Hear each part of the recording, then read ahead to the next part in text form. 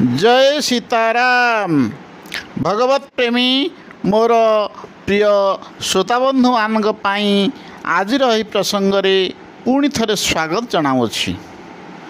प्रिय श्रोताबंधु मान उद्देश्य आज विषय वस्तु कहवाक रखुची जे समाज रे समस्त मनुष्य मानक दुर्गुण किपरि परित्याग करा जाय परिबो। ताले दुर्गुण को आमे किभଳି भाव परित्याग करिबा।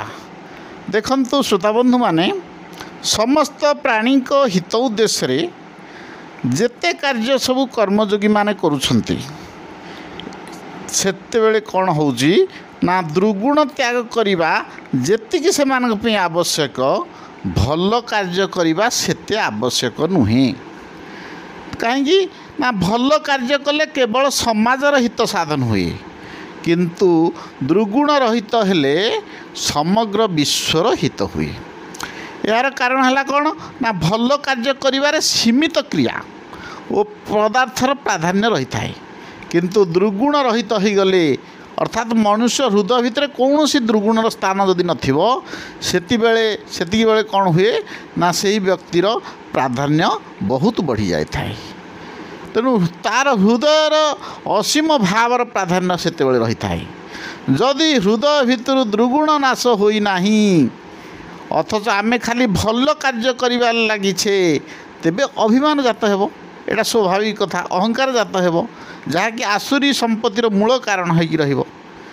कारण जेतेबेले मनुष्य कौन सी भल कार्य करने को जाउछि समाजर सेतेबेले ताहि भीतर दुर्गुण त्याग होई नाही। अर्थात से जदि समाजर कौन सी प्रकार भल कार्य करने को जाउछि ता पाखरे जे धन ऐश्वर्य प्राचुर्य सब रही से गुड़ाक जितेबाला ताकू सांगे नहीं कि सी समाज में किसी भल कार्य करने को जाउछि सेतेबेले से किसी ना नवाक चाहूँगी। अर्थात ता मन भितर अहंकार रोचे जे मुझे दान पुण्य करी समाज में किसी भल कार्य कले मो नाटा मुझे कमेबी मोर समाज सब ना पड़ो। ये सब जिनस हेले कौन हुए ना मनीष पाखर दुर्गुण केतेबेले नाश ही ना। तेणु ये भल कार्य करियारे किछि लाभ भी ना। जे पर्यंत मनीष भितर किछि ना किछि दुर्गुण रही से पर्यंत भल करिवार अभिमान जात हेउछि आ सब ये अभिमान जात भी हेउथिबो। तेणु जोठी अपूर्णता रही अर्थात दुर्गुणर संपूर्ण पूर्णता हुई ना त्याग दुर्गुण संपूर्ण रूपे त्याग हुई ना अर्थात पाखे अपूर्णता रही सेठारे ही तार अभिमान जात हेउछि किंतु पूर्णतार अभिमानर कौन सी प्रश्न उठुना। गभीर भाव देखिले आमे विचार करिपारिबा जे नाशवान वस्तुगुड़िकर सहायता बिना भल कार्य करा जाई पारिबो नाही। नाशवान वस्तु केउगुड़िक ना समाजर जो संसार प्राचुर्य भोगविलास जिनिस एगुड़िक सब नाशवान धन ऐश्वर्य जमी बाड़ी कोठाठू आरंभ करी सुना अलंकार जेते जिनिस एगुड़ा सब नाशवान वस्तु। तेणु आर सहायता बिना केते भल कार्य करा जाई परिबो नाही। जो सब वस्तु द्वारा आमे भल कर्म करुछु सेगुड़िक कदापि आमर निजर नुहंती बरं आमे जहाँकर सेवा करुछु तांकर ही सेही जिनिसटा आमर सबले निजर होई रहिबो सेही कर्मटी आमर निजर होई रहिबो।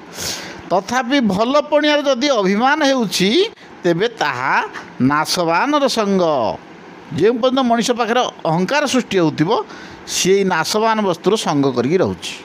तेणु नाशवान सहित संग माने तार जो ता सहित जो प्रिय भाव रखुची से पर्यंत तार केबे हेले जोग सिद्ध हेबो नाही।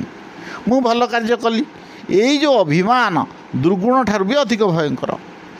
कारण एपरि भाव अहंकार ही दृढ़ीभूत हो रही थाए कर्म एवं फल नष्ट हो जाए किंतु अहंकार थिबा पर्यंत सेथिरे जो दृढ़ीभूत पणियार अभिमान दूर हुए नाही।